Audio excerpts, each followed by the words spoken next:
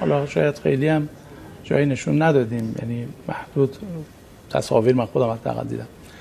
ما موشک دوربردمون، موشک کروز برد 1650 کیلومترمون در واقع وارد سبد موشکی جمهوری اسلامی بله شد. این تصاویر داره به صورت اولین تصاویری که میشه. بله رسانه میشه. این موشک کروز برای بزرگداشت شهدای کردستان اسمش موشک کروز پاوه نام گرفته و با این بردی که عرض کردم و ارتفاع پرواز بسیار، مثلا الان دوربینی که رو خود کروز قرار گرفته که مسیر پرواز شما دارید می‌بینید، این الان این دوربین رو کروزه، ببینید تقریبا 40-50 متری زمین داره حرکت میکنه و یک پدیده‌ای که به هر حال با توجه به برد 1650 کیلومتر دیگه بدون شرح دیگه، بقیه دیگه حساب کار خودشونو بکنن.